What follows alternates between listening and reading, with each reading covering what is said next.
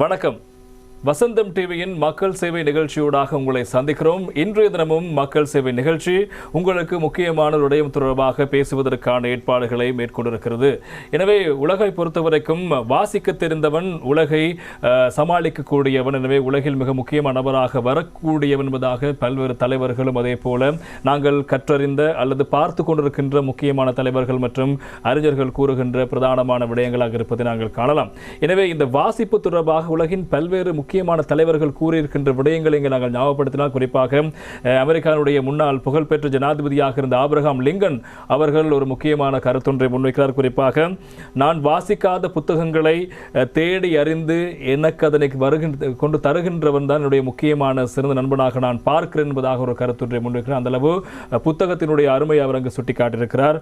அதே போல ஒரு நல்ல புத்தகம் 100 நண்பர்களுக்கு சமம் என்பதாக கூறுவார்கள். அதே போல சேகுவேரா உங்களுக்கு தெரியும், உலக அறிந்த மிகச்சிறந்த ஒரு புரட்சியாளர். அவர் கூறுகின்ற ஒரு முக்கியமான விடயம், ஒரு நூலகம் எரிக்கப்படுகின்ற போது அங்கு நல்ல மனிதர்கள் பலரும் எரிக்கப்படுகிறார்கள் என்பதாக அவர் ஒரு கூற்றை முன்வைக்கப்படுகிறது. எனவே இவ்வாறு உலகில் நாம் அறிந்த கேள்விப்பட்ட முக்கியமான தலைவர்கள் கூறுகின்ற பிரதானமான முக்கியமான விடயம் வாசிப்பு. புத்தக வாசிப்பு என்பது ஒரு மனிதனை முழுமையாக்கும் என்பதாக அவர்கள் எமக்கு பல முக்கியமான அவர்களுடைய வாழ்க்கை பாடத்தினூடாகவும் சரி, எங்களுக்கு அவர்கள் எழுதி வைத்த புத்தகங்களூடாகவும் சரி பல விடயங்களை சுட்டிக்காட்டியிருக்கிறார். எனவே அந்த அடிப்படையில் தான் இந்த புத்தக வாசிப்பு என்பது மனிதர்களுக்கு மிக மிக முக்கியமான ஒரு விடயமாக இருக்கிறது. நாங்கள் மனிதர்கள் உயிர்ப்புடன் தான் இருக்கிறோம், உணர்வோடு இருக்கிறோம் என்பதை வெளிப்படுத்துவதற்கான மிக முக்கியமான ஒரு சாதனமாக இந்த புத்தகத்தை நாங்கள் பார்க்கலாம். ஏன் இந்த புத்தகம் தொடர்பாக இப்போது பேசுகிறோம் என்றால், இந்த அக்டோபர் மாதம் வாசிப்புக்கான மாதம் என்பதாக உலகளவில் பிரகடனப்படுத்தப்பட்டிருக்கிறது. எனவே இந்த வாசிப்பினுடைய முக்கியத்துவத்தை உங்களுக்கு புரிய வைப்பதற்கு, அல்லது இப்போது எங்களிடமிருந்து சற்று தள்ளி இருக்கின்ற அல்லது இந்த நவீன காலத்தோடு ஒப்பிடும்போது எங்களிடமிருந்து விடுபட்டு சென்றிருக்கின்ற இந்த வாசிப்பு பழக்கத்தை மீள கொண்டு வருவதற்கான முயற்சியின் ஒரு பங்காக இன்றைய மக்கள் சேவை நிகழ்ச்சி உங்களுக்காக வர காத்திருக்கிறது. அந்த அடிப்படையில் இந்த விடயங்கள் தொடர்பாக, இந்த வாசிப்பினுடைய முக்கியத்துவம் தொடர்பாக பேசுவதற்காக நாங்கள் இன்றைய தினமும் விசேட அதிதி ஒருவரை அழைத்திருக்கிறோம். அவர் வேறு யாருமல்ல, ஓய்வு பெற்ற கொட்டகலை ஆசிரியர் கலாசாலையினுடைய விரிவுரையாளர், அதே போல இலங்கையில் எழுத்தறிவை மேம்படுத்துவதற்காக செயற்பட்டுக் கொண்டிருக்கின்ற சர்வதேச அரச சார்பற்ற நிறுவனத்தினுடைய முன்னாள் திட்ட பணிப்பாளராக செயற்பட்ட ஆறுமுகம் செல்வேந்திரன் அவர்கள் இன்று நிகழ்ச்சி நடந்து கொண்டு இந்த புத்தக வாசிப்பு தொடர்பான விடயங்கள் குறித்து எங்களுக்கு தெளிவுபடுத்த போகிறார். வணக்கம் சார். வணக்கம். நான் ஆரம்பத்திலேயே கூறிய ஒரு முக்கியமான விடயம், அதாவது இந்த புத்தக வாசிப்பு என்பது ஒரு மனிதனை முழுமையான மனிதனாக மாற்றும் என்பது. எனவே இந்த அக்டோபர் மாதம், நாங்கள் இப்போது பேசிக்கொண்டிருக்கின்ற இந்த மாதம் வாசிப்புக்கான மாதமாக இருக்கிறது. எனவே இந்த புத்தக வாசிப்புக்கான மாதத்தை ஒரு மாதமாகவே அதனை பிரகடனப்படுத்துவதற்கான காரணம் என்ன? அதற்கான விடயங்கள் என்ன? விடயங்களை அடிப்படையாக வைத்து இவ்வாறு பிரகடனப்படுத்தப்பட்டிருக்கிறது. ஒரு நல்ல விடயம். மக்கள் சேவை பல சமூகத்திற்கு முக்கியமான பல தகவல்களை இந்த நிகழ்ச்சியூடாக வழங்கும் இத்தருணத்தில், வாசிப்புக்காக இலங்கையில் ஒதுக்கப்பட்ட மாதமான அக்டோபர் மாதத்தில் புத்தக வாசிப்பு சம்பந்தமான ஒரு நிகழ்ச்சியை, ஒரு கலந்துரையாடலை உங்களோடு மேற்கொள்வதற்கு கிடைத்த வாய்ப்புக்காக உங்களுக்கு நன்றி கூறிக்கொண்டு, ஏன் இந்த புத்தக வாசிப்புக்கான ஒரு மாதம் ஏற்படுத்தப்பட்டது என்பதனை நாங்கள் பார்க்கலாம். இலங்கையில் 2004ஆம் ஆண்டு நூலகம் மற்றும் ஆவணவாக்கல் சேவைகள் திணைக்களத்தால் சபையினால் அப்போதிருந்த கலாசார பண்பாட்டு அலுவல்கள் அமைச்சுடன் இணைந்து இந்த அக்டோபர் மாதத்தை வாசிப்புக்குரிய மாதமாக பிரகடனம் செய்தது. இதனூடே இலங்கையில் பல்வேறு விதமான நடவடிக்கைகள் மேற்கொள்ளப்படுகின்றன. உள்ளூராட்சி சபைகள் மூலமாக இயங்குகின்ற நூலகங்கள் இந்த மாதத்தை ஒரு பிரதான பொருளாக எடுத்துக்கொண்டு, வாசிப்பை பிரதான ஒரு விடயமாக எடுத்துக்கொண்டு பல்வேறுபட்ட நடவடிக்கைகளை, செயற்பாடுகளை எல்லா மட்டங்களிலும் மேற்கொள்கின்றன. அதன் அடிப்படையில் அந்த நூலகங்கள் புதிதான புத்தகங்களை அறிமுகம் செய்வது, மாணவர்களுக்காக சில வாசிப்பு போட்டிகளை நடத்துவது, நூலகத்தில் அதிகமான புத்தகங்களை வாசிப்போருக்காக பரிசில்கள் கொடுப்பது, புதிய நூல்களை இயற்றியவர்களுக்கான பரிசில்களை வழங்குவது, அது மட்டுமல்லாமல் வாசிப்பு முகாம்களை நடத்துவது என பல்வேறு நடவடிக்கைகளை எல்லா மட்டங்களிலும் மேற்கொண்டு வர காலப்போக்கில் அந்த அந்த உள்ளூராட்சி நிறுவனங்களூடாக இயங்குகின்ற அந்த நூலகத்தினுடைய பணிப்பு இல்லாமலேயே பாடசாலைகளும் அந்த நூலகம் தொடர்பாக செயற்பாடுகளை மேற்கொள்கின்ற நிறுவனங்களும் தன்னார்வ குழுக்களும் தாங்களாகவே இந்த அக்டோபர் மாதத்தை வாசிப்புக்குரிய மாதமாக எடுத்துக்கொண்டு பல்வேறுபட்ட செயற்பாடுகளை மேற்கொள்கின்றன. குறிப்பாக கல்வி திணைக்களமும் பாடசாலைகளும் இந்த மாதத்தில் பல்வேறு வேலை திட்டங்களை தங்களுடைய பாடசாலைகளில் மேற்கொள்கின்றன. எங்களுடைய நாட்டில் மட்டுமல்ல, உலகம் முழுதிலும் இந்த வாசிப்பு தொடர்பாக, புத்தகம் வாசிப்பு தொடர்பாக அல்லது புத்தகம் தொடர்பான இவ்வாறான காலப்பகுதி ஒன்றை, அது 2 நாளாக இருக்கலாம், 1 வாரமாக இருக்கலாம், அல்லது மாதமாக இருக்கலாம், பல்வேறு நாடுகள் இந்த புத்தக விழா அல்லது புத்தக நிகழ்வுகளை ஏற்படுத்தி மேற்கொள்கின்றன.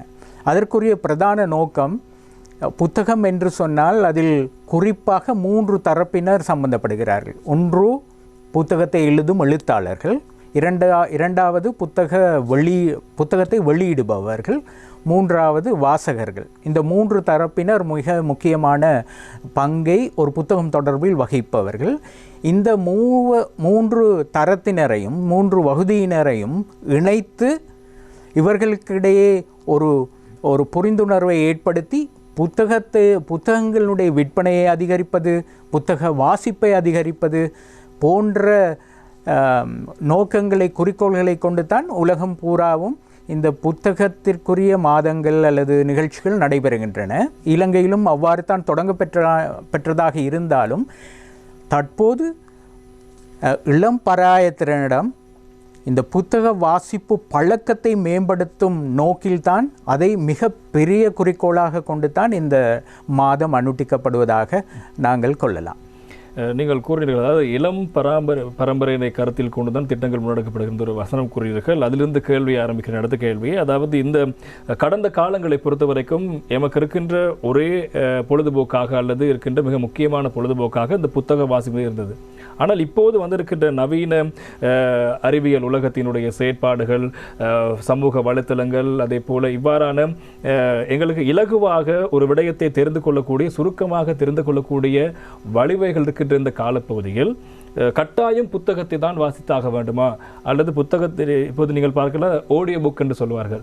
நாங்கள் கேள்வி வழியாக புத்தகத்தினுடைய சிலர் வாசிப்பார், நாங்கள் கேட்டுக்கொண்டிருக்கலாம், நாங்கள் வாசிக்க தேவையில்லை, கேட்டுக்கொண்டிருந்தால் போதும் என்பதான வடிவிலான அமைப்புகள்லாம் வந்திருக்கிறது. எனவே இப்படியான அமைப்புகளை தாண்டி புத்தகத்தை வாசிக்க வேண்டும் என்ற ஒரு நிலைப்பாட்டை கொண்டு வருவதற்கான காரணம் என்ன? மிக நல்ல கேள்வி. இந்த கேள்வி உங்களுக்கு மட்டுமல்ல, எல்லோரிடத்திலும் உள்ள கேள்வி. பலரும் இன்று கேட்கின்ற கேள்வியாக அமைகின்றது. வாசிப்பதற்கு இந்த விஞ்ஞான உலகத்தில் பல்வேறு விதமான ஊடகங்கள் கிடைக்கப்பெறுகின்றன. அது முகநூலாக இருக்கலாம், இணைய நூலகங்களாக இருக்கலாம், இணையதளங்களாக இருக்கலாம், அல்லது மின்னூல்களாக இருக்கலாம். இவ்வாறான எண்ணிம வடிவங்களில் நூல்களை வாசிப்பதற்கான வாய்ப்புகள், வசதிகள் அதிகரித்துள்ள நிலையில் ஏன் நாங்கள் அச்சடிக்கப்பட்ட புத்தகங்களுக்கு பாரம்பரியமான ஒரு முறையில் தங்கியிருக்க வேண்டும் என்ற ஒரு கேள்வி எல்லோரிடத்திலும் இருக்கிறது. இந்த இடத்தில் நாங்கள் முக்கியமாக மனம் கொள்ள வேண்டிய ஒரு விடயம் என்னவென்றால், புத்தகங்கள் நான் முன்பு குறிப்பிட்ட இந்த எண்ணிம வடிவங்களுக்கு மாற்றீடாக அமையாது. புத்தகங்களுக்கு மாற்றீடாக இவை ஒன்றும் அமைந்துவிட முடியாது. அதற்கு பல காரணங்கள் உள்ளன. புத்தகங்களில் உள்ள விடயங்கள் அல்லது புத்தகத்தின் பிரதிகள் மேற்குறிப்பிட்ட இடங்களில் வரலாமே அன்றி புத்தகங்களுக்கு அவை மாற்றீடாக முடியாது. அதற்கு பல காரணங்கள் உள்ளன. இதுவரையிலும் இவ்வளவுதான் விஞ்ஞான முன்னேற்றங்கள் அடைந்த ஐரோப்பிய நாடுகள் அல்லது மேற்கத்திய நாடுகளிலும் கூட புத்தக வாசிப்புக்கு எல்லோரும் முக்கியத்துவம் கொடுக்கிறார்கள் என்றால் அதற்கு காரணம் நான் குறிப்பிட போகின்ற சில விடயங்கள். புத்தகங்கள் தனி மனிதரை பொறுத்தளவில் அவருக்கு ஒரு தனி அனுபவமாக மாறும். புத்தக வாசிப்பு, நான் ஒரு புத்தகத்தை வாசித்தால் அந்த புத்தகத்தோடும், அதாவது அந்த புத்தகத்தை எழுதிய எழுத்தாளருடைய உணர்வுகளோடும் நான் என்னுடைய உணர்வுகளை இணைப்பதாக அந்த வாசிப்பு அமையும். அதில் வேறு யாருடைய இடையீடும் கிடையாது. அப்போது எழுத்தாளர் ஒரு விடயத்தை வர்ணித்திருப்பாராக இருந்தால் நான் என்னுடைய கற்பனையில் அந்த அனுபவத்தை பெறுவேன்.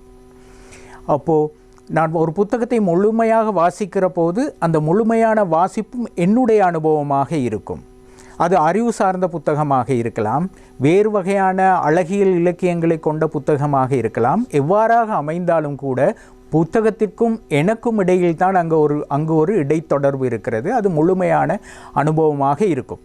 ஒரு புத்தகத்தை வாசித்து முடிக்கிற போது நான் எனக்குரிய ஒரு கற்பனா உலகத்தில் அந்த புத்தகம் தொடர்பாக போயிருப்பேன். அது வேறு யாருடைய இடையீடும் அல்லாமல். ஆனால் இணையத்திலோ அல்லது வேறு எண்ணிம வடிவங்களிலோ வாசிக்கிற போது நீங்கள் குறிப்பிடுகின்ற ஒளி வடிவத்திலான புத்தகங்களாக கேட்கிற போது அது இன்னொருவருடைய அனுபவத்தை எண்ணில் கொண்டு வந்து திணிப்பதாக மாறக்கூடிய ஆபத்து இருக்கிறது.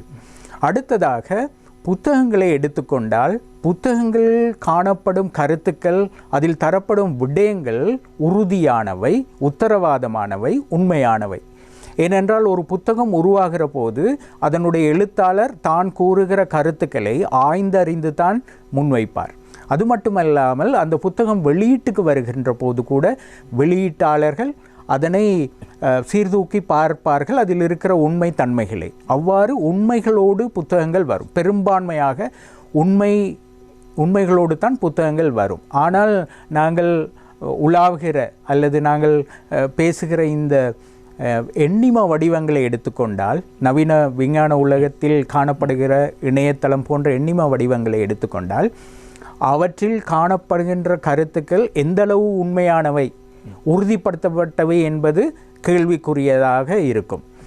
உதாரணத்துக்கு சொல்லலாம், நாங்கள் முகநூல்களில் அல்லது இணைய பக்கங்களில் வாசிக்கிற மருத்துவ குறிப்புகள், சில நேரங்களில் எண்ணற்ற மருத்துவ குறிப்புகள் இருக்கின்றன. சில நேரங்களில் வைத்தியர்களே தேவையில்லை போல, நாங்களே எல்லா வைத்தியங்களையும் செய்து கொள்ளலாம் போல அவைகள் காணப்படுகின்றன. ஆனால் அதை யார் எழுதினார்கள்? அதை எழுதியவர்கள் அல்லது பகிர்ந்தவர்களுக்கு மருத்துவம் சம்பந்தமான தகுதி இருக்கிறதா என்கிற கேள்வி ஒரு பெரிய கேள்வியாக அமைய வேண்டும். இவ்வாறு சில நேரங்களில் நான் ஒன்றை வாசிக்கிற போது என்னை விட தகுதியில் அல்லது அறிவில் கூடி ஒருவரால் கொடுக்கப்படும் தகவல்களைத்தான் நான் பெற்றுக்கொள்ள வேண்டும். என்னுடைய அறிவினுடைய இணைப்பாக அல்லது அதனுடைய விரிவாக நான் பெற்றுக்கொள்ள வேண்டும். சில நேரத்தில் நாங்கள் இந்த இணையத்திலோ அல்லது முகநூல்களிலோ அல்லது இந்த எண்ணிம வடிவங்களிலோ வாசிப்பது என்னை விட அறிவில் அல்லது அனுபவத்தில் கூடிய ஒருவரால் தரப்படுவதாக கொள்ள முடியாது. யார் வேண்டுமென்றாலும் எதையும் தரலாம் என்கிற நிலைமை. ஆகவே எங்களுடைய அறிவுக்கு விரிவுக்கு அங்கு உத்தரவாதம் குறைவாக இருக்கிறது. அடுத்தது, இவ்வாறான அம்சங்களை நாங்கள் வாசிக்கிற போது அதில் பல்வேறு கவனக்கலைப்பான்கள், கவனச்சிதறல்களுக்குரிய பல விடயங்கள் காணப்படும். விளம்பரங்கள் வரலாம், பல்வேறு வித பாப்அப் வரலாம், அங்கு இருக்கிற வேறு படங்கள் அல்லது இடையீடுகள் காணப்படலாம். உங்களுக்கு தெரியும், நாங்கள் வாசிக்கிற போது இணையத்திலோ அல்லது வேறு இந்த திறன்பேசிகளிலோ புத்தகங்களையோ அல்லது வேறு விடயங்களை வாசிக்கிற போது நாங்கள் முழுமையாக எல்லாவற்றையும் வாசிப்பதில்லை. நாங்கள் தள்ளி வேகமாக அதை உறிஞ்சுவோம், நகர்ந்து செல்வோம். அங்கும் இங்குமான ஒரு வாசிப்பு தான் காணப்படும். அது ஒரு முழுமையான வாசிப்பாக நாங்கள் கொள்ள முடியாது. அடுத்தது, பொதுவான ஆய்வுகள் மூலமாக நிரூபிக்கப்பட்ட ஒரு உண்மைதான், புத்தகங்களில் வாசிக்கிற விடயங்கள் தான் எங்களுடைய மூளையில் பதியும், நீண்ட காலம் அது நிலைத்து இருக்கும். அப்போது நாங்கள் வாசிக்கிற விடயங்கள் நாங்கள் எதற்காக வாசிக்கிறோம்? அறிவை விரிவுபடுத்திக் கொள்வதற்காக வாசிக்கிறோம், அல்லது மீண்டும் மீண்டும் அதை பற்றி சிந்தித்து மகிழ்ச்சியுறுவதற்காக வாசிக்கிறோம். அப்படியாக இருக்க வேண்டுமாக இருந்தால் அது நாங்கள் வாசித்தவை எங்களுடைய மூளையில், எங்களுடைய மனதில் தக்கி இருக்க வேண்டுமாக இருந்தால் அச்சடிக்கப்பட்ட புத்தகங்கள் வாசிக்கப்பட வேண்டும். அது மட்டுமல்லாமல் புத்தகங்கள் நிரந்தரமானவை. நாங்கள் இன்றும் வாசிக்கலாம், நாளையும் வாசிக்கலாம். ஆனால் நாங்கள் வாசிக்கிற இந்த இலத்திரேனியல் ஊடகங்களூடாக நாங்கள் வாசிக்கிற எல்லா விடயங்களும் தற்காலிகமானவை. அந்த நேரத்தில் வாசிக்கலாம், அதற்கு பிறகு அதனுடைய இருப்பு கிடையாது. ஆனால் புத்தகங்கள் அப்படி அல்ல. நானும் வாசிக்கலாம், நான் வாசித்த ரசித்த பிறகு என்னுடைய நண்பருக்கு கொடுக்கலாம், என்னுடைய அயலவருக்கு கொடுக்கலாம், என்னுடைய பிள்ளைக்கு கொடுக்கலாம். ஆகவே புத்தகங்கள் நிரந்தரமானவை. புத்தக வாசிப்பால் யாருக்கும் நோய் வருவதில்லை அல்லது எந்தவித சுகாதார கோளாறுகள் வருவதில்லை. ஆனால் நாங்கள் இந்த இலத்திரனியல் சாதனங்களூடாக, அது கணினியாக இருக்கலாம், இணையமாக இருக்கலாம், பல்வேறு விதமான பிரச்சனைகள் இருப்பதாக ஆய்வுகள் சொல்கின்றன. குறிப்பாக பயன்படுத்துகிற போது சில வேளை இந்த சிறுவர்கள் தொடர்ச்சியாக இந்த இணையங்களை பயன்படுத்தும் போது அவர்களுடைய சிந்தனை வேகம் குறைவடைவதாக ஆய்வுகள் கண்டு கூறுகின்றன. அதே போல கண்ணோய்கள், பார்வை கோளாறுகள் ஏற்படுவது, வேறு விதமான உள நெருக்கடிகள் ஏற்படுவது போன்ற பல்வேறு விதமான அம்சங்கள் கண்டுபிடிக்கப்பட்டுள்ளன ஆய்வுகளூடாக. இந்த பிரச்சனைகள் புத்தகங்களில் கிடையாது. புத்தகங்கள், இன்னும் சொல்ல போனால் புத்தகங்கள் அது ஒரு வகையான சொத்து, அது கைமாற்றக்கூடிய சொத்து. நூலகத்தை எடுத்துக்கொள்ளுங்கள். நூலகம் மிக பெருமதியானவை. நிறைய ஆயிரக்கணக்கான நூல்களை கொண்டிருக்கும் போது அந்த எவ்வளவு நூல்களை கொண்டிருக்கிறதோ அவ்வளவு பெருமதியாக அந்த நூலகம் கருதப்படுகிறது. அதற்குரிய காரணம் என்ன? புத்தகங்கள் சொத்து என்பதால். ஆனால் நாங்கள் பார்க்கிற இணையத்திலோ அல்லது எங்கும் நிறைய இருக்கலாம். இது நான் இவ்வாறு கருத்து கூறுவது என்பது இவற்றை நாடக்கூடாது, வாசிக்கக்கூடாது என்பதல்ல.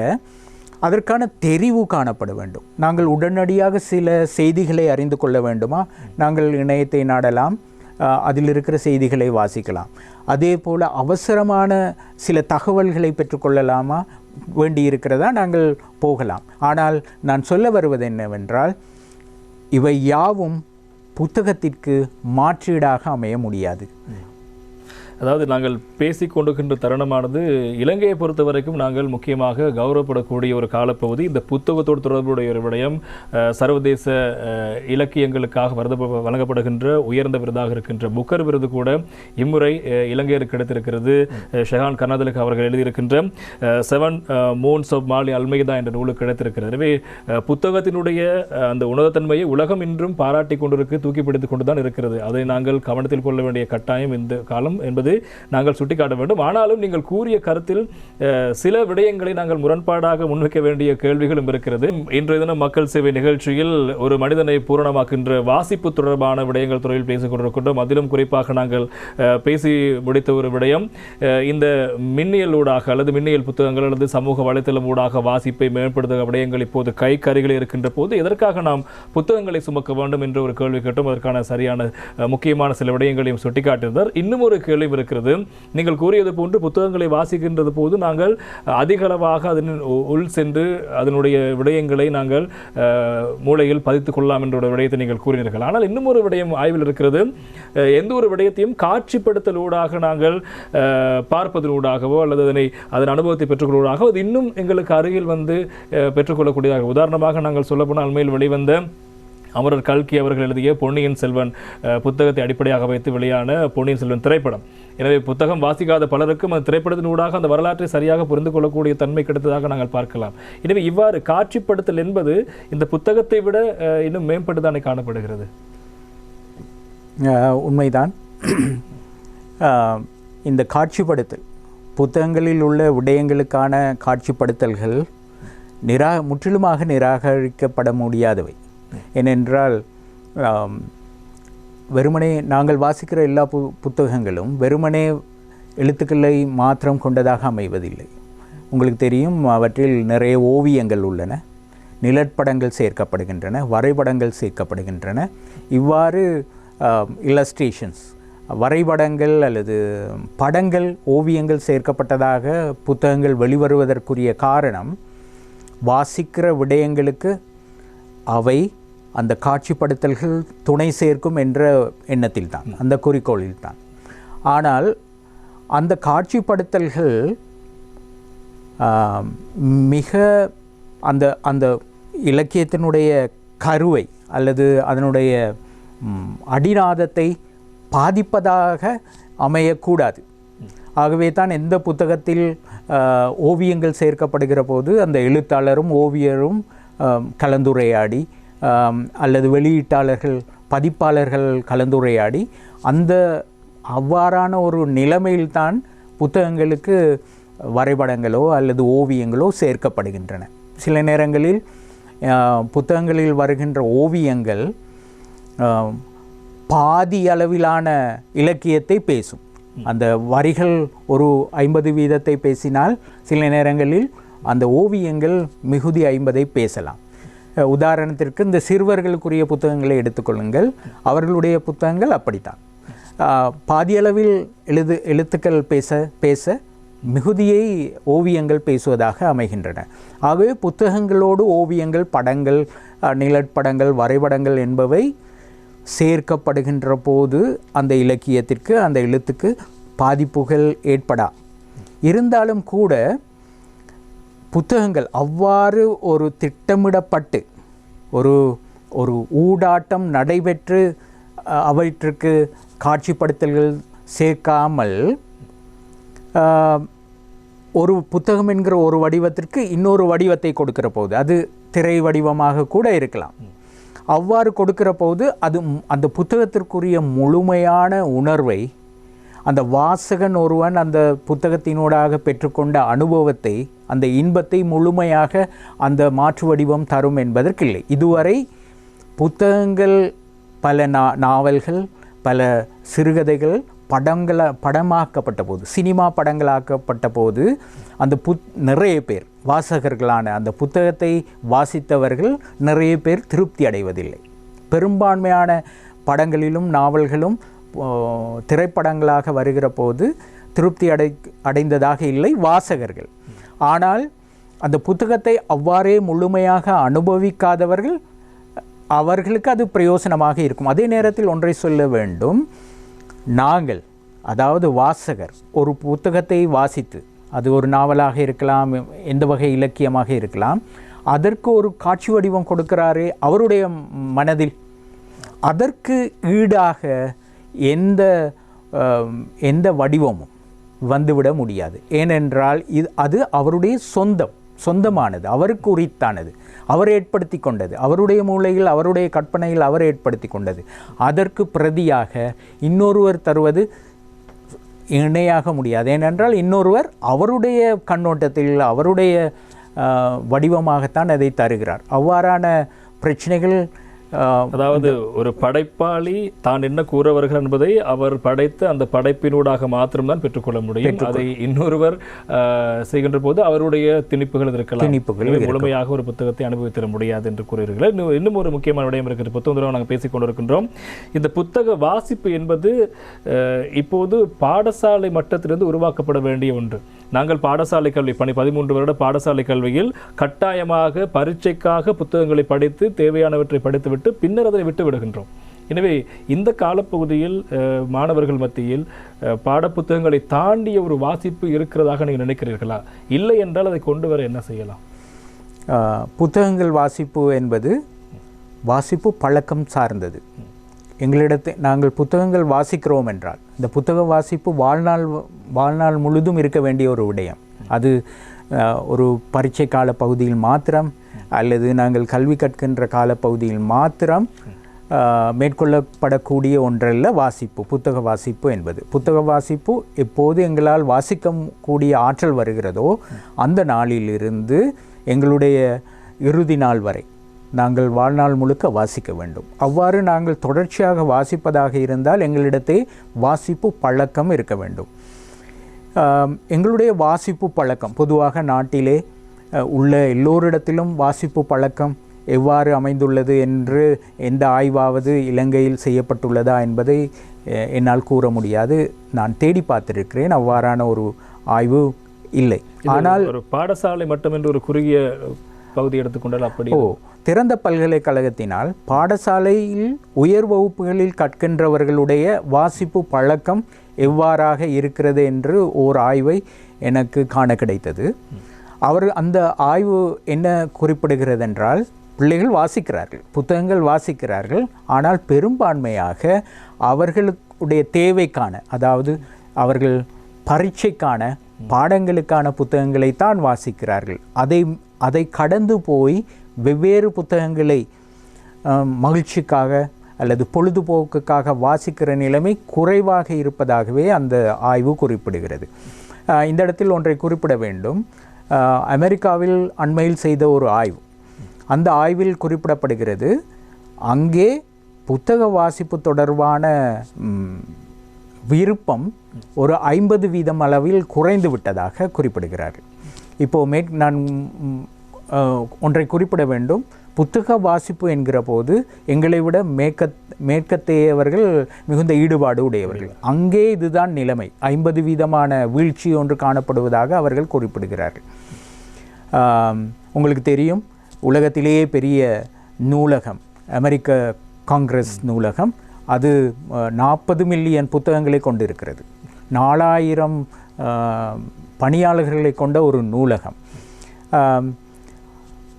அவ்வாறான வாசிப்புக்குரிய ஈடுபாடு காரணமாகத்தானே அவ்வளவு பெரிய நூலகம் இருக்க வேண்டும். அங்கு கூட 50% வீழ்ச்சி இருக்குமாக இருந்தால் சில வேளை எங்களிடத்தில் அதைவிட அதிகமான வீழ்ச்சி காணப்படுமோ தெரியாது. ஆனால் ஆய்வுபூர்வமாக என்னால் தகவல் குறிப்பிட முடியவில்லை.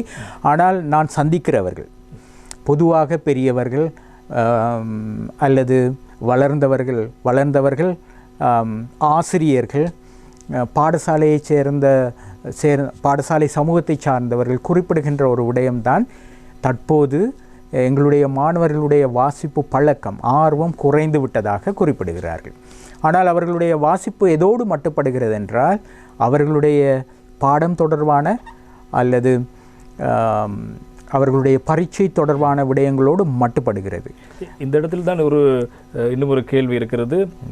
பாடசாலையில் படிக்கின்ற மாணவிகள் அவர்கள் தங்களுடைய பாடப்பரப்பை தாண்டி இன்னும் ஒரு வாசிப்புக்கு செல்வதற்கான வாய்ப்புகள் இப்போது இருக்கின்ற இந்த கல்வி முறையினூடாக இல்லையோ என்ற ஒரு அச்சம் உருவாகிறது. காரணம், அந்தளவு கிட்டத்தட்ட ஓலெவல் படிக்கின்ற ஒருவர் 11 பாடங்களை 10 பாடங்களை அல்லது 9 பாடங்களை கட்டாயமாக கற்று அவர் சித்தி அடைய வேண்டும் பரீட்சைகள். ஏலவெளியில் மிக முக்கியமாக 3 பாடங்கள் 4 பாடங்களோ தெரிவு செய்து அவர்கள் கல்வி கற்க வேண்டும். அது மிகப்பெரிய ஒரு சுமையாக இருக்கின்றதோ என்ற ஒரு இறுக்கத்தின் காரணமாக மாணவர்கள் மறுபக்கம் வாசிப்பு திறனை அதிகரிப்பதற்கான விடயங்கள் ஆர்வம் செலுத்தாமல் இருக்கலாம் அல்லவா? உங்களுடைய கருத்தோடு ஓரளவு நான் ஒன்றி போகிறேன். அவர்கள் கல்வி என்பது ஒரு போட்டிக்குரிய விடயமாக மாறிவிட்ட நிலையில் அதிகமாக அவர்களுடைய பாடம் சார்ந்த, அவர்களுடைய பரீட்சை சார்ந்த புத்தகங்களை வாசிப்பது தவிர்க்க முடியாத நிலைமையில் அவர்களுக்கு நேரம் கிடைக்காமல் இருக்கலாம், வாசிப்பதற்கு நேரம் கிடைக்காமல் இருக்கலாம். அது ஒரு ஏற்றுக்கொள்ளப்பட வேண்டிய விடயமாக இருந்தாலும் கூட, குறைபாடு அதற்கிடையில் காணப்படுகின்ற ஒரு குறைபாடு என்னவென்றால், அவர்களிடத்தில் வாசிப்பு பழக்கம் இருந்து அவ்வாறான ஒரு நிலைமை இருந்தால் நாங்கள் அதனை ஏற்றுக்கொள்ளலாம். அதாவது அவரிடத்தில் புத்தகங்கள் வாசிப்பதற்கான ஆர்வம் பழக்கம் இருக்கிறது, ஆனால் தற்போது அவருக்கு அதற்குரிய அவகாசம் கிடைக்கவில்லை. அவர் தன்னுடைய பரீட்சைகளை முடித்த பிறகு தொடர்ந்து வாசிக்கிறார், அல்லது அவருக்கு ஓய்வு கிடைக்கிற போது வாசிக்கிறார் என்கிற நிலைமை காணப்படுகிற பட்சத்தில் நாங்கள் இந்த விடயத்தை ஏற்றுக்கொள்ளலாம். ஆனால் அப்படியான ஒரு தன்மை முற்றிலுமாக இல்லை என்று நாங்கள் நிராகரிக்க முடியாது. குறைவாக காணப்படுகின்ற ஒரு தன்மையை தான் அவதானிக்கக்கூடியதாக இருக்கிறது. அந்த குறைபாடு இப்போது மாணவர்கள் மத்தியில் வாசிப்பு திறன் குறைவு என்ற ஒரு குறைபாடு தெளிவாகவே புலப்படுகிறது. அதன் நிவர்த்தி செய்ய நீங்கள் குறிப்பாக சர்வதேச ஒரு அரசார் நிறுவனத்தினுடைய இந்த எழுத்தறிவு தொடர்பான அல்லது வாசிப்பு தொடர்பான விடயத்தை மேம்படுத்துகின்ற ஒரு துறையில் பணியாற்றி இருக்கிறீர்கள். நீங்கள் கண்ட குறைபாடுகளை கண்டு நிவர்த்தி செய்வதற்கான யோசனைகள் ஏதாவது முன்வைக்க முடியுமா அல்லது முன்வைத்திருக்கிறீர்களா? நான் முன்பும் குறிப்பிட்டேன், வாசிப்பு பழக்கம் என்கிற ஒரு விடயத்தை நான் அழுத்தமாக குறிப்பிடுவதற்கு காரணம் என்னவென்றால், பழக்கம் இருக்க வேண்டும். அந்த பழக்கம் நாங்கள் பாடசாலை மட்டத்தில் மாணவர்கள் அவர்கள் ஆசிரியர் கூறுவதை படிக்கிறார்கள், புத்தகங்களை படிக்கிறார்கள். எனவே இந்த மேலதிகமான வாசிப்பழக்கம் என்ற ஒன்றையும் அவர்களிடம் கொண்டு செல்ல வேண்டிய பொறுப்பு பாடசாலை கட்டமைப்பில் இருக்கிறது அல்லவா? அதற்கு என்ன செய்யலாம்? ஒன்று, இந்த பழக்கம் என்பது இளம் வயதிலே சிறு வயதிலேயே ஏற்பட வேண்டும். எங்களிடம் இருக்கிற எல்லா குணாம்சங்களும், எங்களுடைய பழக்கங்கள் யாவும் பெரும்பான்மையாக எங்களுடைய சிறு வயதில் உருவானவை. அதன் காரணமாகத்தான் தமிழில் 5 வளையாதது 50 வளையாது என்று ஒரு பழமொழியை கூறுகிறார்கள். ஏனென்றால் எந்த பழக்கம், எந்த நட்பழக்கமும் சிறுவயதிலேயே ஏற்படுத்தப்படல் வேண்டும். அப்போது சிறுவர்கள் புத்தகம் வாசிக்கும் பழக்கத்தை ஏற்படுத்தி கொள்வார்களாக இருந்தால் அந்த பழக்கம் நிரந்தரமாகும். அவ்வாறான போது நாங்கள் முன்வைக்கிற இந்த கேள்விகளுக்கு அவசியப்பாடு கிடையாது. அதாவது எங்களுடைய வளர்ந்த பிள்ளைகள் பரீட்சைக்காக மட்டும்தான் புத்தகங்கள் வாசிக்கிறார்கள், வேறு சந்தர்ப்பத்தில் வாசிப்பதில்லை என்கிற ஒரு குற்றச்சாட்டோ அல்லது அது சம்பந்தமான ஒரு வினாவோ எழும்புவதற்கான வாய்ப்பே கிடையாது. சிறுவர்கள் புத்தகங்களை வாசிப்பதில் ஈடுபடுத்த வேண்டும். அதற்கு 2 தரப்பினர் முக்கிய பங்குதாரர்களாக இருக்க வேண்டும். ஒன்று பெற்றோர், பிள்ளைகளுடைய பெற்றோர்கள், மற்றது ஆசிரியர். இந்த 2 சாராரும் அதில் கவனம் செலுத்த வேண்டும். பழக்கம் ஏற்படுத்துவது எப்படி? பழக்கம் நாங்கள் விரும்பும் ஒரு விடயம் தொடர்பாகத்தான் ஏற்படும். நாங்கள் விரும்பாத விடயமாக இருந்தால் ஏற்படாது. அப்போது நாங்கள் விரும்பும் விடயமாக வாசிப்பு ஏற்படுத்தப்பட வேண்டும். அது வளர்ச்சியடைந்த நாடுகள் என்றால் இதற்கு ஏற்பாடுகள் உள்ளன, பல நல்ல ஏற்பாடுகள் உள்ளன. எங்களுடைய நாட்டில் அது குறைவு என்று தான் குறிப்பிட வேண்டும். இப்போது சிறு வயதிலேயே, அதாவது புத்தகங்களை வாசிக்க தெரியாத பருவத்திலேயே புத்தகங்களை பரிகரிப்பதற்கு, அதாவது பயன்படுத்துவதற்கு, அதை பக்கங்களை புரட்டுவதற்கு, அதில் உள்ள படங்களை பார்ப்பதற்கு, அது தொடர்பாக பேசுவதற்கு, அதை கிழிப்பதற்கு கூட பிள்ளைகளுக்கு சந்தர்ப்பங்கள் அதிகமாக வழங்கப்பட வேண்டும். அதை பெற்றோர் தான் செய்ய வேண்டும். மிக சிறிய வயதிலே, அதாவது அவர்கள் பாடசாலைக்கு செல்லும் முன்பாகவே அவர்களிடத்தே சில படப்புத்தகங்களை, நான் சொல்லவில்லை பெரிய புத்தகங்களை என்று, வாசிக்க கடினமான புத்தகங்கள் அல்ல, படப்புத்தகங்களை, பிக்சர் புக்ஸ் என்று சொல்வார்கள், அவ்வாறான புத்தகங்களை அவர்களுக்கு கையாள கொடுத்தல் வேண்டும். அது மட்டும் இல்லாமல் வீட்டில் இருக்கிற வளர்ந்தோர்கள் பிள்ளைகளோடு சேர்ந்து அந்த புத்தகத்தை வாசிக்க வேண்டும். அவர் அந்த புத்தகம் தொடர்பாக துலங்குகிற ஒவ்வொரு விடயமும் பாராட்டப்பட வேண்டும். இப்போது நாங்கள் ஒரு கைபேசியில் பிள்ளை ஏதாவது செய்துவிட்டால் உறவினர்கள் வீட்டிற்கு வருகிற போது அதை தொடர்பாக பெருமையாக பேசுகிறோம். அதே போல் ஒரு புத்தகத்தை பொறுத்தளவில் இவன் புத்தகத்தினுடைய பக்கங்களை புரட்டுகிறான், இந்த படங்களை பார்த்து அது என்ன படம் என்று சொல்கிறான் என்று பிள்ளைகளை பாராட்டி அவர்களை ஊக்குவிக்க வேண்டும். அவர்கள் நித்திரைக்கு செல்கிற போது அவர்களோடு கதையை வாசிக்க வேண்டும். ஒரு புத்தகத்தை பெரியவர்கள் அவர்களுக்காக வாசிக்க வேண்டும். இவ்வாறான செயற்பாடுகளை எல்லாம் பெற்றோர்கள் என்ற வகையில் செய்ய வேண்டும். புத்தகங்களை பிள்ளைகளுக்கு வாங்கி கொடுக்க வேண்டும். அதே போல் பாடசாலைகளும் பிள்ளைகளிடத்தையே அது குறிப்பாக ஆரம்ப வகுப்புகளில் உள்ள ஆசிரியர்கள் புத்தகங்களை பிள்ளைகள் வாசிப்பதற்கான பழக்கத்தை ஏற்படுத்துவதற்கான நடவடிக்கைகள் பலவற்றை செய்யலாம். அவர்களுக்காக வாசிப்பது, புத்தகத்தை ஆசிரியர் நல்ல கதை புத்தகத்தை அவர்களுக்காக வாசிப்பது, அதில் உள்ள படங்களை காட்டி அவர்களை ரசிக்க செய்வது, ரசிக்கும்படியான கதைகளை முன்வைப்பது, புத்தகத்தில் வருகின்ற பாத்திரங்களை அவர்களுக்கு நடித்து காட்டுவது போன்ற பல்வேறு செயற்பாடுகள் மூலமாக இந்த புத்தகத்தை நானாக வாசிக்க வேண்டும், பிள்ளை தானாக வாசிக்க வேண்டும் என்ற உந்துதலை, ஆர்வத்தை பிள்ளைகளிடத்தே ஏற்படுத்த வேண்டும். அதற்குரிய செயற்பாடுகள் பல அவர்களுக்காக கலைத்திட்டம் சொல்கிறது, அல்லது வேறு வகையாக அவர்களுக்கு அது சம்பந்தமான அறிவை பெற்றுக்கொள்ளக்கூடிய வாய்ப்பு இருக்கிறது. அவற்றை ஆசிரியர்கள் செய்கிற போதும் பிள்ளைகளுக்கு வாசிப்பு பழக்கம் ஏற்படும்.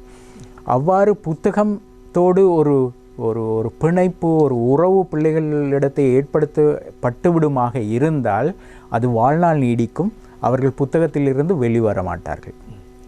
எனவே இந்த புத்தகத்தை வாசிப்பினுடைய அந்த பழக்கத்தை ஏற்படுத்த வேண்டும் என்றால் அந்த புத்தகம் வாசிக்கின்றவர்களோடு இருக்கின்ற சூழலில் அது தொடர்பான வாய்ப்புகளை உருவாக்கி கொடுத்தல் வேண்டும். அது பெற்றோராக இருக்கலாம், ஆசிரியராக இருக்கலாம். அவர்கள் அதற்கான வாய்ப்பை ஏற்படுத்தி கொடுக்கின்ற போது அதற்கான சாத்தியப்பாடுகள் அதிகம் இருப்பதாக சுட்டிக்காட்டியிருக்கிறார். இன்றைய மக்கள் சேவை நிகழ்ச்சியில் புத்தக வாசிப்பினுடைய முக்கியத்துவத்தை உணர்த்துவதற்கான ஒரு நிகழ்ச்சியாக இதனை நாங்கள் செய்து கொண்டிருக்கின்றோம். இன்றைய நிகழ்ச்சிக்கு ஓய்வு பெற்ற கொட்டகலை ஆசிரியர் கலாசாலையினுடைய விரிவுரையாளர், அதே போல இலங்கையில் எழுத்தறிவை மேம்படுத்துவதற்காக செயற்பட்டு வருகின்ற சர்வதேச அரச சார்பற்ற நிறுவனத்தினுடைய முன்னாள் திட்ட பணிப்பாளர் திரு ஆறுமுகம் செல்வேந்திரன் அவர்கள் வருகை தந்து தொடர்பான விரிவான விளக்கங்களை வழங்கிக் கொண்டிருக்கிறார். உங்களுடைய எனக்கு இன்னும் ஒரு கேள்வி இருக்கிறது.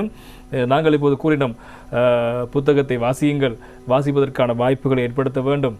இதற்கு சூழலும் சரி, பெற்றோரும் சரி, அதே போல ஆசிரியர் சமூகமும் சரி அதற்கான ஏற்பாடுகளை மேற்கொள்ள வேண்டும் என்று நாங்கள் புத்தகங்களை வாசியுங்கள் என்பதாக நாங்கள் அறிவுறுத்துகிறோம்.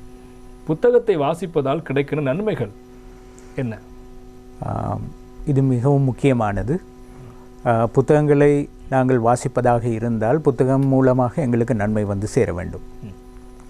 அதில் மிகவும் முக்கியமானதாக நாங்கள் சொல்லக்கூடியது என்னென்றால், எங்களுடைய மூளையின் ஆற்றலை மேம்படுத்துவதற்கு புத்தக வாசிப்பு உதவும். இது புத்தக வாசிப்பால் தான் ஏற்படும்.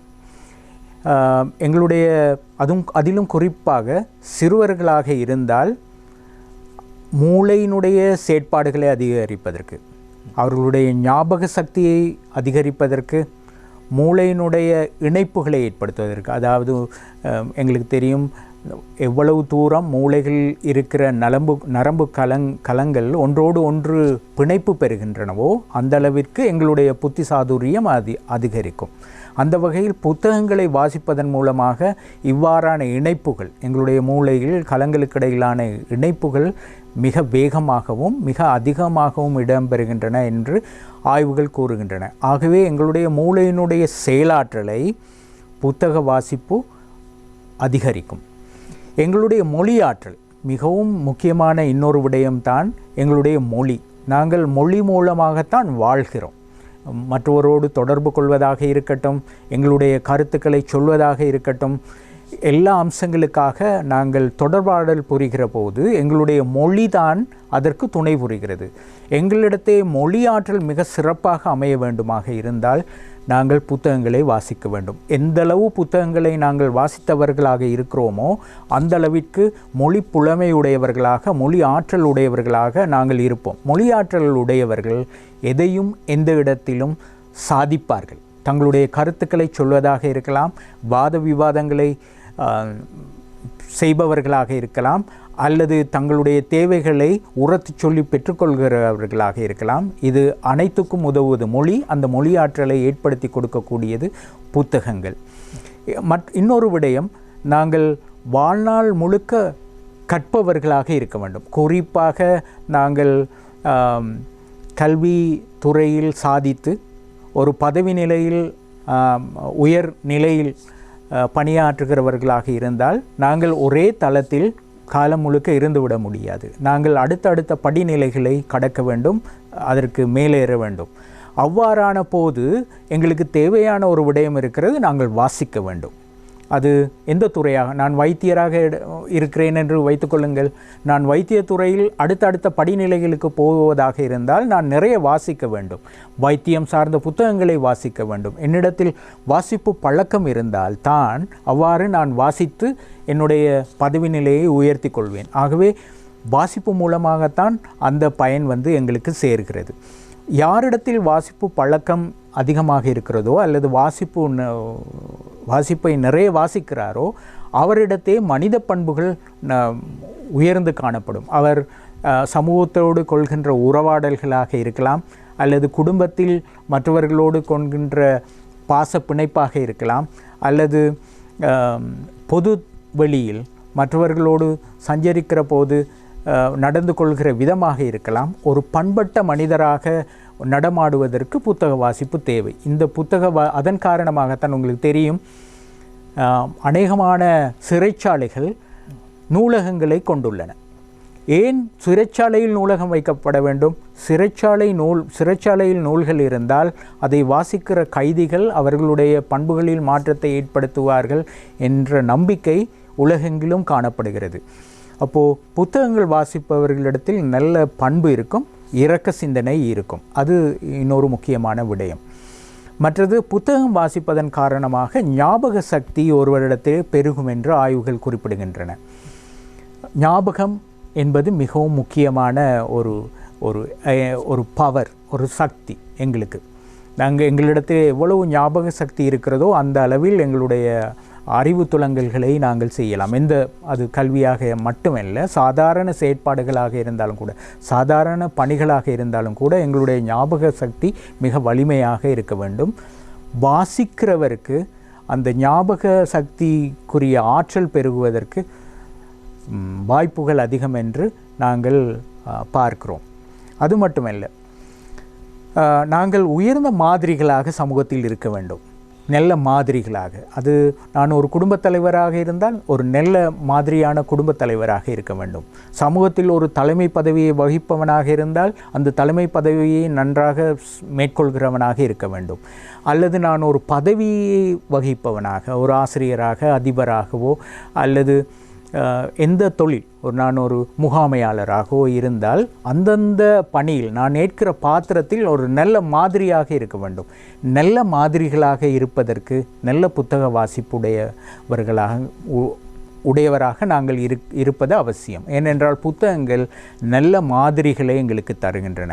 நல்ல பொருளாதார வல்லுநர்கள் சம்பந்தமான புத்தகங்கள் உள்ளன, நல்ல முகாமையாளர்கள் தொடர்பான புத்தகங்கள் உள்ளன, நல்ல அரசியல் தலைவர்கள் தொடர்பான புத்தகங்கள் உள்ளன, நல்ல ஆசிரியர்கள் தொடர்பான புத்தகங்கள் உள்ளன.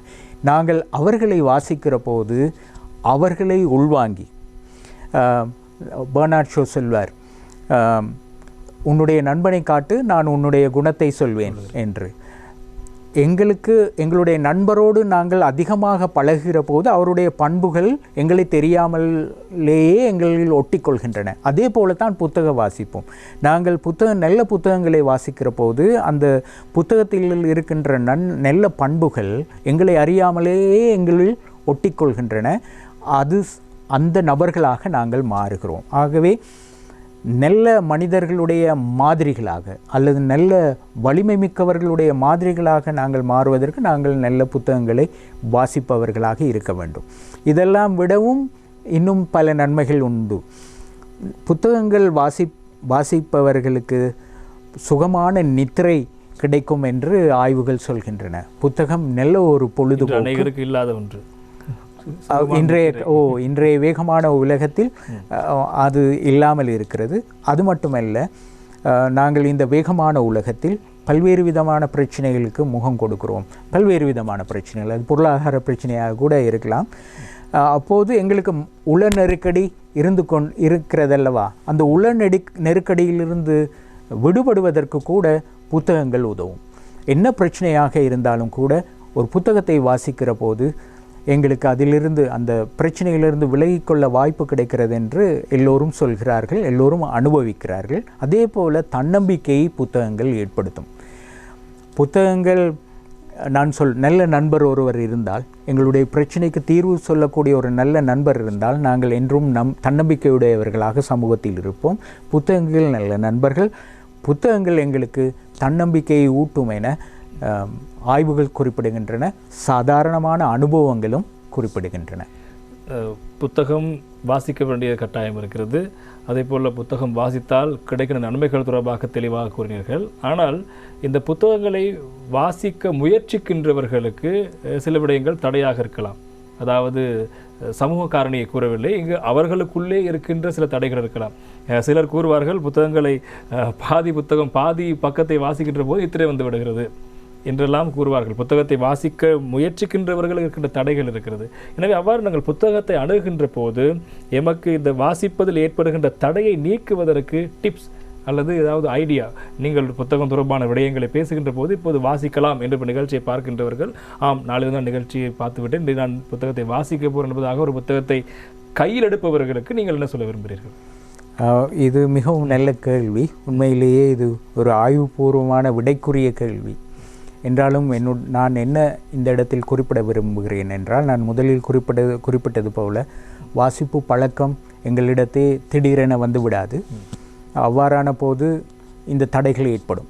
நாங்கள் புத்தகங்கள் வாசிக்க தற்காலிகமாக விரும்புகிறோம் அல்லது அதற்குள் உள்ளே நுழைய விரும்புகிறோம், ஆனால் தடையாக இருக்கிறது. நாங்கள் அதாவது உதாரணமாக சொல்ல போனால் பத்திரிகையினுடைய தலைப்புச் செய்தியை வாசிப்போம், அதன் உள்ளிருக்கின்ற விடயங்களை வாசிப்பதற்கு நாங்கள் ஆர்வம் காட்ட மாட்டோம். சோம்பேறித்தனமா அல்லது அது பிரச்சனையா என்று தெரியவில்லை. எனவே அவ்வாறு அந்த வாசிப்பின் மீதான மோகத்தை ஏற்படுத்த என்ன செய்யும்?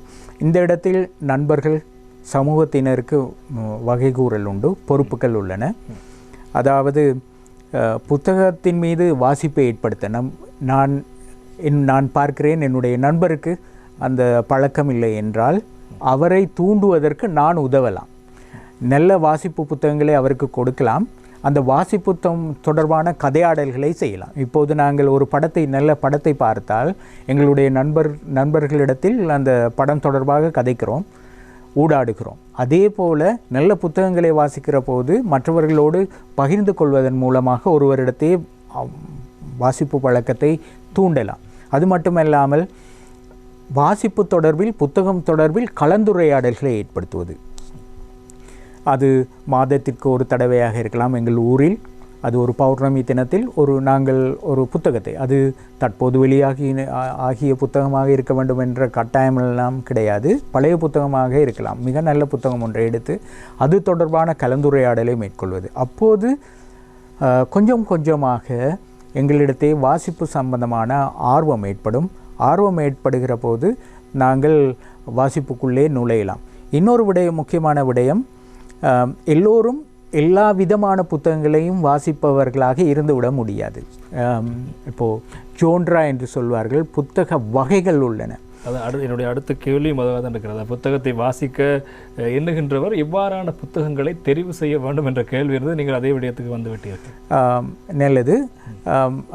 சிலருக்கு வரலாற்று கதைகள் அல்லது வரலாறு சார்ந்த புத்தகங்களை வாசிப்பது விருப்பம். சிலருக்கு அறிஞர்கள் சம்பந்தமாக அல்லது தனி நபர்கள் சம்பந்தமான புத்தகங்களை வாசிப்பது விருப்பம். சிலருக்கு தொழில்துறை சார்ந்த புத்தகங்களை வாசிப்பது விருப்பம். இவ்வாறு சிலருக்கு சினிமா சார்ந்த புத்தகங்கள், சினிமாவை பற்றி விவரிக்கின்ற புத்தகங்கள் அல்லது வேறு கலை வடிவங்கள், அது நாடகம் தொடர்பாகவோ அல்லது வேறு வகையான கிராமிய கலைகள் சம்பந்தமான புத்தகங்களை வாசிப்பது விருப்பமாக இருக்கலாம். இதில் எல்லா புத்தகங்களையும் வாசிக்கக்கூடிய விருப்பம் யாரிடத்திலாவது இருக்குமாக இருந்தால் அவர் கொடுத்து வைத்தவர், அவர் மிகப்பெரிய அதிர்ஷ்டசாலி. ஆனாலும் கூட எங்களிடத்தில் ஒரு துறை இருக்கும். முதலில் அந்த துறையை கண்டுபிடிக்க வேண்டும். எங்களுக்கு துறையில் எங்களுடைய துறைக்கு சாராத ஒரு விடயத்திற்குள் ஆரம்பித்தால் அது பிறகு செய்யலாம். முதல் ஆரம்பமாக அதை மேற்கொண்டோமாக இருந்தால் அது ஒரு சோர்வான நடவடிக்கையாக இருக்கும். ஆகவே முதலில் எது எனக்கு பிடிக்கிறது, எதை வாசிப்பதற்கு பிடிக்கிறது என்பதை தெரிந்து கொள்ள வேண்டும். எந்த அளவு வாசிப்பதை பிடிக்கிறது. சிலருக்கு நாவல் வாசிக்க பிடிக்காது, ஆனால் சிறுகதை வாசிப்பார்கள். ஏனென்றால் சிறுகதை ஒரு சுருங்கிய வடிவம், நாவல் மிக விரிவானது, அதற்கு போக முடியாது. ஆகவே சிறுகதைகளை நிறைய வாசிக்கலாம். நிறைய சிறுகதைகள் வாசித்த பிறகு நாங்கள் நாவலுக்குள் போகிற போது சில நேரம் அதற்குரிய ஆயத்தப்பாடு எங்களில் உருவாகி இருக்கலாம். ஆகவே எங்களுடைய வாசிப்பை நாங்கள் ஆரம்பிக்கிற போது எங்களுக்குரிய வகை அது என்ன, அது ஃபேண்டசியா, அதாவது இந்த வினோத கதைகளா, ஆச்சரியமான கற்பனா கதைகளா, அல்லது வரலாறா, அல்லது சினிமாவா, அல்லது பெரியவர்கள் தொடர்பான விடயமா, அல்லது பொருளாதார விடயமா என்பதை தீர்மானித்து கொண்டு வாசிக்க தொடங்கலாம். மற்றது அளவு. சின்ன சின்ன விடயங்கள் தான் வாசிக்க பிடிக்குமாக இருந்தால், துணுக்கான விஷயங்கள் தான் வாசிக்க பிடிக்குமாக இருந்தால் அதற்குள்ளே போய்விடலாம் ஆரம்பிப்பதற்கு. ஆனாலும் கூட பிறகு ஒரு நகர்வை நாங்கள் மேற்கொள்ள முயற்சிக்க வேண்டும். அதே போல் இந்த புத்தகத்தை வாசிப்பது என்பதை விட அந்த புத்தகம் எங்களை எவ்வாறு ஈர்க்கிறது என்பது முக்கியமான விடயம். எனவே வாசிக்கின்றவர்கள் தான் எதிர்காலத்தில் புத்தகத்தை எழுதப் போகின்றவராக இருப்பவர்கள். சில வேளையில் அவர்கள் எழுத்தாளராக மாறலாம். அப்படி புத்தகம் வாசித்து ஒரு புத்தகத்தை எழுதக்கூடிய நிலைமைக்கு வருகின்ற ஒருவர் அனைவரும் விரும்பக்கூடிய வகையிலான ஒரு புத்தகத்தை எழுதுவது எவ்வாறு இருக்க வேண்டும்? ஒரு எழுத்தாளராக வருகின்றவர், ஒரு புத்தகத்தை வெளியிட விரும்புகின்றவர் என்ன விதிமுறைகளை, என்ன விடயங்களை கையாண்டால் அவருடைய புத்தகத்தை பிரபல்யப்படுத்தலாம் அல்லது வாசகர் ஈர்க்கலாம்? என்ன விடயங்களை அவர் கையாள முடியும்? மிகவும் சிரமமான ஒரு கேள்வியை எனக்கு முன்வைக்கிறீர்கள். என்னால் இதற்கு சரியான விடை கொடுக்க முடியுமோ தெரியாது. நானும் எழுதுகிறேன், ஆனால் பெரிய எழுத்தாளர் கிடையாது. ஆகவே இது சம்பந்தமாக மிக தெளிவான விடையை சொல்ல முடியாது. ஆனாலும் கூட எழுத்தாளர்கள் சுதந்திரமானவர்கள். அவரவர் எதை எழுத வேண்டும், எப்படி எழுத வேண்டும் என்ற ஒரு வரையறை அவருக்குள்ளே வகுத்து கொண்டு தான் பெரும்பான்மையான எழுத்தாளர்கள் எழுதுவார்கள். இதை கடந்து எழுதுபவர்களும் இருக்கிறார்கள். வணிக நோக்கில் எழுதுபவர்கள் அவர்கள் வாசகர்கள் எதை விரும்புகிறார்கள், அதிகமாக எதை வாசிக்கிறார்கள் என்பதை பார்த்து எந்த புத்தகம் அதிகமாக விற்கும் என்கிற ஒரு தேவையை கருதி எழுதுகிறவர்களும் உண்டு. ஆனால் எழுத்தாளர்கள் என்பவர்கள் கொள்கையோடு எழுதுபவர்கள், பெரும்பான்மையான எழுத்தாளர்கள் அவர்களுடைய சமூகம் சார்ந்த விடயங்களை அந்த செய்தியை கொண்டு சேர்க்க வேண்டும் என்று எழுதுவார்கள். எழுத்தாளர்கள் இந்த இடத்தில் முக்கியம். புத்தகம் எவ்வளவு முக்கியமோ அந்த அளவுக்கு எழுத்தாளர்களும் முக்கியம். ஏனென்றால் அவர்களுடைய எழுத்து பெரும் தாக்கத்தை சமூகத்தில் ஏற்படுத்தும். மார்ட்டின் லூதர் கிங் சொல்லுகிறார் என்னவென்றால், புத்தகம் போன்ற ஒரு மிகப்பெரிய ஆயுதம் வேறொன்றும் இருக்க முடியாது என்று அவர் குறிப்பிடுகிறார். அதற்கு காரணம், ஒரு புத்தகம் எந்த மாற்றத்தையும் கொண்டு வரும். ஆகவே எழுத்தாளர் மாற்றத்துக்குரிய, சமூக மாற்றத்துக்குரிய, அதாவது ஒரு என்ன சொல்வது, நேர்மறையான மாற்றத்தை கொண்டு வரக்கூடிய புத்தகங்களை எழுதுவது பிரயோசனமானது. அது குழந்தை இலக்கியம் படைக்கிறவர்கள் கூட அது பொருந்தும். பிள்ளைகளை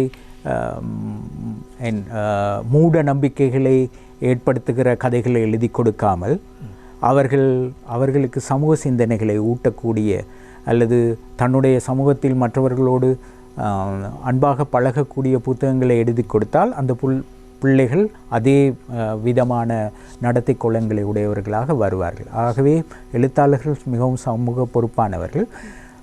அவ்வாறான சமூக பொறுப்புடையவர்களாகத்தான் பெரும்பான்மையான எழுத்தாளர்கள் இருக்கிறார்கள் என்று நாங்கள் நம்பலாம்.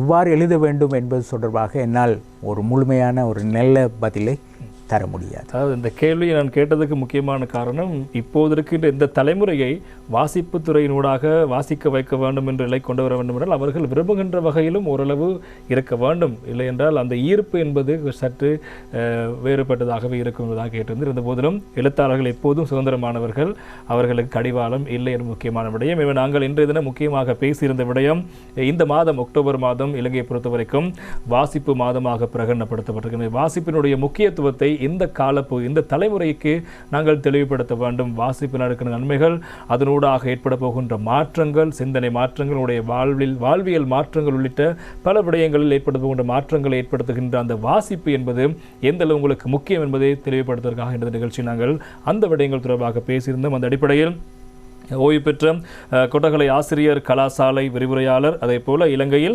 எழுத்தறிவை மேம்படுத்துவதற்காக செயற்படுகின்ற சர்வதேச அரச சார்பற்ற நிறுவனத்தினுடைய முன்னாள் திட்டப்பணிப்பாளர் திரு ஆறுமுகம் செல்வேந்திரன் அவர்கள் நிகழ்ச்சிக்கு வருகை தந்து இந்த புத்தகத்தினுடைய மகிமை, வாசிப்பதனுடைய நன்மைகள் பற்றி தெளிவாக விளக்கப்படுத்தின அவர்களுக்கு நாங்கள் எங்களுடைய நிகழ்ச்சி சார்பாக நன்றிகளை தெரிவித்துக் கொள்கின்றோம். நன்றிகள். நான் ஆரம்பத்தில் கூறியதான், குறிப்பாக முன்னாள் அமெரிக்க ஜனாதிபதி ஆப்ரஹாம் லிங்கன் அவர்கள் கூறிய முக்கியமான விடயத்தை ஞாபகப்படுத்தி நிகழ்ச்சி நிறைவு கொண்டு வரலாம். அதாவது, நான் வாசிக்காத புத்தகங்களை வாங்கி வந்து என்னை சந்திப்பவனே என் தலை சிறந்த நண்பன் என்பதாக அவர் கூறுகிறார். எனவே இவ்வாறு புத்தகங்கள் மீது ஆர்வம் கொண்டவர்கள்தான், புத்தகம் வாசித்தவர்கள்தான் இன்று இந்த உலகத்தில் மாற்றங்கள் ஏற்படுத்திய முக்கியமான நபர்களாக இருக்கிறார்கள். எனவே அவர்கள் பரிந்துரைத்த இன்னும் ஒரு விடயம், ஒரு வழிகாட்டியாக புத்தகங்களை வாசியுங்கள், அதுதான் உங்களை மேம்படுத்தும், உங்களை பூரணமான ஒரு மனிதனாக மாற்றும் அல்லது சாதிக்க தூண்டுவதற்கான எண்ணப்பாடுகளை இந்த புத்தகங்கள் தான் உங்களுக்கு கொடுக்கும். எனவே அது சிறந்த நண்பன். அந்த நண்பனை கைப்பிடித்துக் கொண்டு நீங்கள் நகரும் வரை உங்களை யாரும் அசைக்க முடியாது என்பதாகத்தான் உலகில் பலரும் எங்களுக்கு கற்றுத்தந்த பாடமாக இருக்கின்றன. நாங்கள் இதுவரை இல்லாவிட்டாலும் இனிவரும் காலங்களிலாவது இந்த வாசிப்பு தொடர்பான எண்ணப்பாட்டை எங்கள் மத்தியில் ஏற்படுத்தி கொண்டு, சமூக மத்தியில் ஏற்படுத்தி கொண்டு, இந்த வாசிப்பினூடாக சமூக மாற்றத்துக்காக நாங்கள் செல்வோம் என்ற தகவலோடு இன்றைய மக்கள் சேவை நிகழ்ச்சியை நிறைவு கொண்டு வருகின்றோம். வணக்கம்.